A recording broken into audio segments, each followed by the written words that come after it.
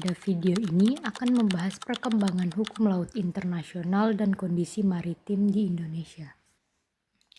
Nah, hal ini berawal pada sejak berakhirnya Perang Dunia Pertama dan Kedua, negara-negara dari seluruh belahan dunia itu sadar akan potensi positif dan negatif dari laut.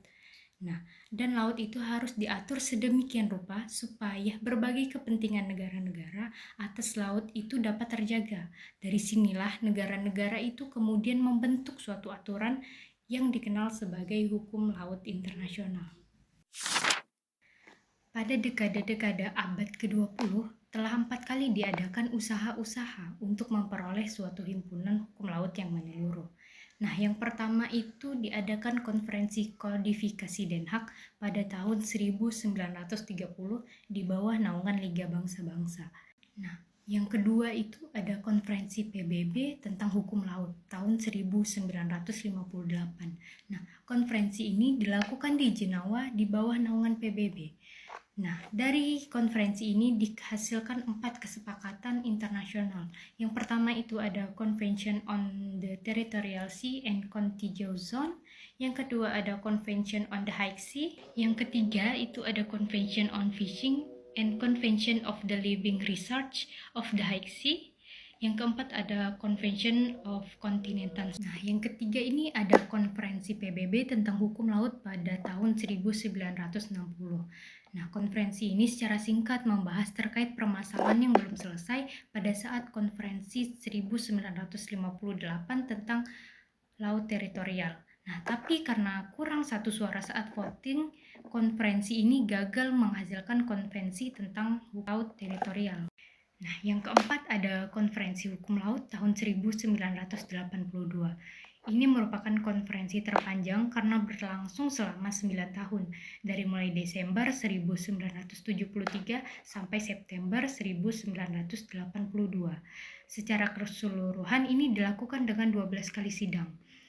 Konferensi ini disetujui di Montego Bay, Jamaika pada 10 Desember 1982 pada sidangnya yang ke-11. Nah, konvensi ini ditandatangani oleh 119 negara yang terdiri dari 17 bagian dan 9 aneks. Nah, diikuti oleh lebih dari 160 negara dengan sekitar 4.500 anggota delegasi, seperti diplomat, ahli hukum, ahli pertambangan, ahli perikanan, perkapalan, dan lainnya. Seperti dalam kasus delimitasi perbatasan maritim, klaim historis Tiongkok atas zona ekonomi eksklusif Indonesia di perairan Natuna, Konvensi 1982 itu menghasilkan UNCLOS 1982 yang berperan penting sebagai dasar hukum internasional untuk kedaulatan Indonesia di Natuna. Nah, yang pertama itu klaim historis Tiongkok bahwa sejak dulu nelayan Cina telah lama beraktivitas di perairan tersebut bersifat unilateral. Nah, hal ini tidak memiliki dasar hukum dan tidak diakui UNCLOS 1982. Argumen ini juga telah dibahas dan dibantahkan melalui putusan secara tribunal tahun 2016. Yang kedua, Indonesia mendesak Tiongkok untuk menjelaskan dasar hukum dan batas-batas yang jelas perihal klaim di ZEI berdasarkan UNCLOS 1982.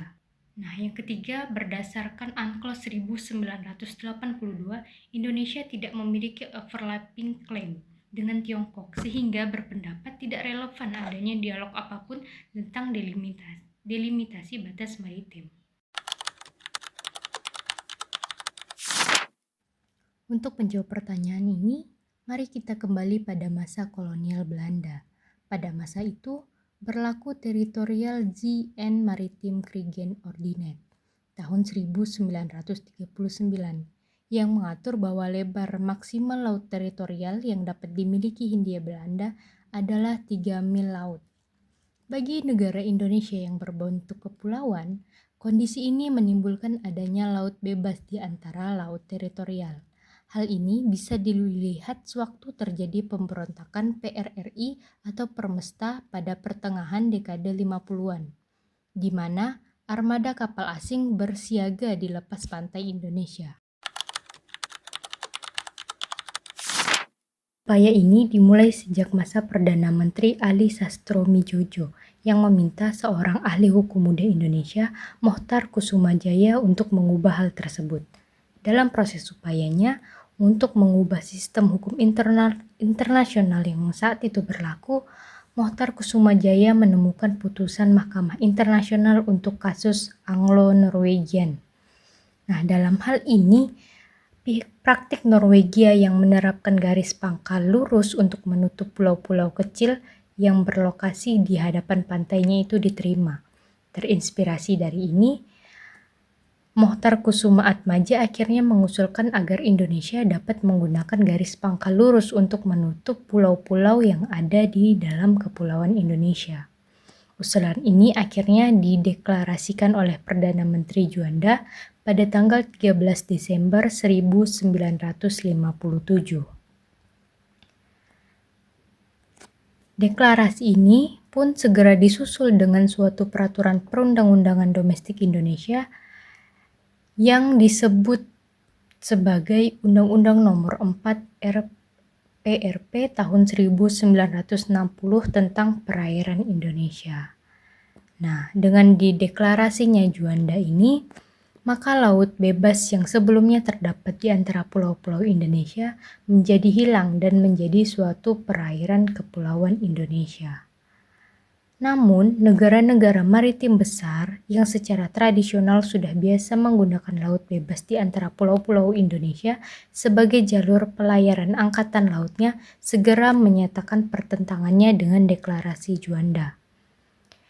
Dalam hal ini dimulailah kisah perjuangan diplomasi Indonesia semenjak Konferensi Hukum Laut PBB 1 sampai 3 untuk memperjuangkan diterimanya prinsip deklarasi Juanda yang kemudian dikenal dengan istilah prinsip negara kepulauan di masyarakat Indonesia. Menurut UNCLOS 1982 pasal 8, perairan pedalaman adalah perairan yang terletak pada sisi dalam garis pangkal laut teritorial. Menurut UNCLOS 1982 pasal 49, perairan kepulauan adalah perairan yang terletak di sebelah dalam garis pangkal kepulauan. Menurut UNCLOS 1982 pasal 3, laut teritorial adalah jalur laut selebar 12 mil laut yang diukur dari garis pangkal ke arah laut.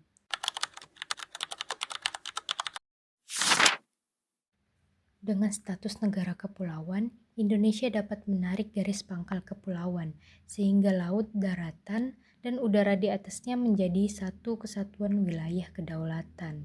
Nah, dalam konteks lintas kapal asing, ada dua bentuk utama, yaitu lintas damai, yang memungkinkan kapal asing melewati perairan kepulauan sehingga tidak mengganggu keamanan, serta lintas alur laut kepulauan, yaitu jalur khusus yang wajib dibuka Indonesia agar pelayaran dan penerbangan internasional dapat berlangsung lancar. Nah, dalam hal ini, konsep negara kepulauan memberi keuntungan besar bagi kedaulatan Indonesia dan menjadi penyeimbang antara kegiatan nasional dan kepentingan internasional.